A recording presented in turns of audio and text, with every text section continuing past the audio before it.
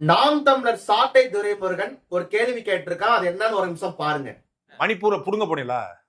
மணிப்பூருக்கு ஏன் போல? நீங்க பாதிக்கப்பட்ட பக்கம் நிக்கணும்னா மணிப்பூர்ல ஒரு 2 பெண்களை 100 பேர் பாலியல் வன்கொடுமை புடுங்க போனீங்களா? பாஜகக்காரங்க புடுங்க போனீங்களான்னு கேக்குறேன்.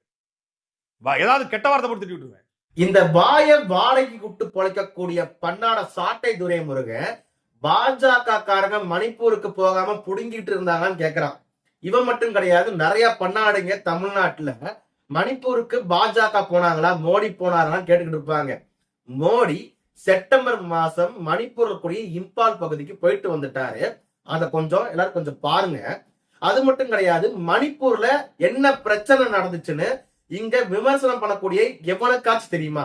எவனாச்சும் ஒருத்தங்க டீட்டெயிலா சொல்லுங்களேன். மணிப்பூர்ல இந்த பிரச்சனை தான் நடந்துச்சு, இந்த பிரச்சனை நடக்கும் போது பாஜக வேடிக்கை பார்த்துக்கிட்டு இருந்துச்சுன்னு கொஞ்சம் தெளிவா சொல்லுங்க பாப்போம். எந்த பன்னாடிக்கும் தெரியாது, விமர்சனம் பண்ணக்கூடிய எந்த பன்னாடிக்கும் மணிப்பூர்ல என்ன நடந்துச்சுன்னு தெரியாது. நான் கொஞ்சம் தெளிவா சொல்றேன், கொஞ்சம் கேளுங்க. மணிப்பூர்ல நடந்தது 2 ஜாதி மக்களுக்கு நடுவில் நடந்த ஒரு வன்முறையான செயல். அது அவங்க கோரிக்கை முன்வைத்து நடந்தக்கூடிய ஒரு வன்முறையான செயல்ல போய் முடிஞ்சிருச்சு. என்ன கோரிக்கை முன் வச்சாங்க, எந்த ஜாதிக்குள்ள பிரச்சனை நடந்துச்சு, கொஞ்சம் டீட்டெயிலா சொல்லுங்க கேளுங்க. குக்கின்னு ஒரு இன மக்கள் இருக்காங்க. அவங்க வந்து ஷெட்யூல் ட்ரைப்ஸ், அதாவது எஸ்டி இன மக்கள், மலைப்பகுதியில் வாழக்கூடிய மக்கள் மணிப்பூர் பகுதியில. நல்லா ஞாபகம் வச்சுக்கோங்க.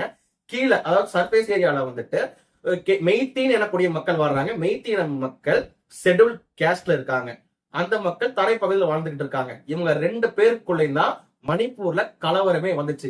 எதுக்காக இவங்க 2 பேருக்குள்ள கலவரம் வந்துச்சுன்னா, மெய்த்தி இன மக்கள் எஸ்சி இன மக்கள் தெளிவா சொல்லியிருப்பேன்.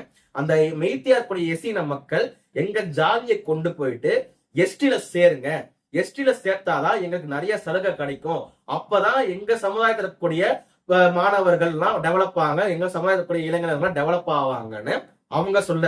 அதுக்கு குக்கியின மக்கள் என்ன சொல்றாங்க, எங்க நாங்க ஆல்ரெடி எஸ்டில இருக்கோம், எங்க சமுதாயத்தில் கூடிய மக்கள் இப்போ டெவலப் ஆக கிடையாது, இப்போ மெய்த்தின மக்களும் எங்க கூட வந்து சேர்ந்துட்டா, அதாவது எஸ்டி கேட்டகரியில வந்துட்டா எங்களுக்கு இடஒதுக்கீடுல பிரச்சனை வருமே, அப்புறம் நாங்க எப்படி டெவலப் ஆகுறது குக்கியின மக்கள் பதிலுக்கு பேச. இந்த 2 பிரச்சனையும் பேச பேச கலவரமா வெடிக்குது. கலவரம் வெடிக்கும் போது மெய்த்தி இனத்துல கூடிய 100க்கு மேற்பட்ட திருட்டு நாய்கள் குக்கி இனத்துல கூடிய பெண்களை நிர்வாணப்படுத்தி கற்பழிச்சாங்க. அந்த வீடியோ எல்லாரும் பார்த்திருப்பீங்க. இந்த சம்பவம் நடக்குது மணிப்பூர்ல நிறைய பகுதியில கலவரம் வெடிக்குது. இந்த கலவரம் வெடிக்கும் போது மோடி எப்படி கட்டுக்குள்ள கொண்டு வர முடியும்? உடனே ராணுவத்தை உடனே இறக்கி பார்த்த உடனே எல்லாரையும் நாயை சுடுற மாதிரி டுபக்கு டுபக்கு டுபக்குன்னு சுடணுமா? அப்படி சுற்ற முடியுமா? அது மட்டும் கிடையாது, இந்தியாவுக்கும் பாகிஸ்தானுக்கும் நடுவுல பிரச்சனை வந்துச்சு. இப்ப பார்த்திருப்பீங்க ஆபரேஷன் சிந்தூர் டைம்ல. அந்த நேரத்துல பங்களாதேஷோட முன்னாள் ராணுவ அதிகாரி ஒரு ஸ்டேட்மெண்ட் கொடுத்திருப்பாரு.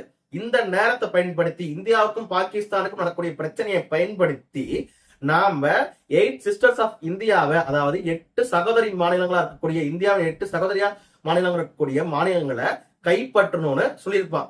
அது என்ன மாநிலங்கள்? நார்த் ஈஸ்ட் கூடிய 8 மாநிலங்கள், அருணாச்சல பிரதேஷ், அசாம், மணிப்பூர், நாகாலாந்து, இது போன்ற 8 மாநிலங்களையும் பங்களாதேஷ் கைப்பற்றணும்னு சொல்றான். ஏன்னா நார்த் ஈஸ்ட் மேல உலக நாடுகளோட கண்கள் இருக்கு, பார்டர் கண்ட்ரியோட கண்கள் இப்போ இருக்கு, பங்களாதேஷோட கண்ணும் இருக்கு, சைனாவோட கண்ணும் இந்த நார்த் ஈஸ்ட் ஸ்டேட் மேல இருக்கு.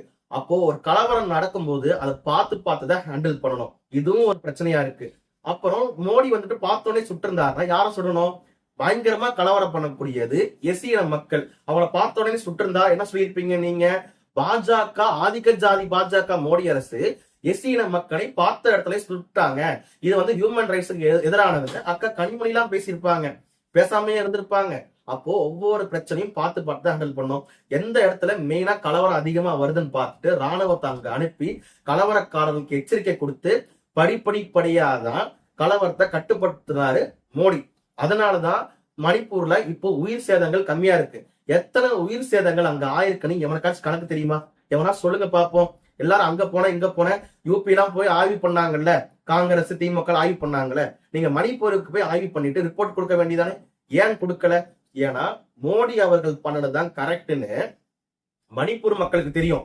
இங்க இருக்கக்கூடிய நாம் தமிழருக்கோ திமுகக்கோ விசிகாக்கோ தெரியணும்னு அவசியமே கிடையாது. நல்லா புரிஞ்சுக்கோங்க. இந்த பிரச்சனைய மோடி எப்படி ஹேண்டில் பண்ணிருக்கணும் கொஞ்சம் சொல்லுங்களேன், நானும் தெரிஞ்சுக்கிறேன். ஏன்னா 2 பேரும் உரிமை கேட்டு போராடுறாங்க, அது கலவரமா வெடிக்குது.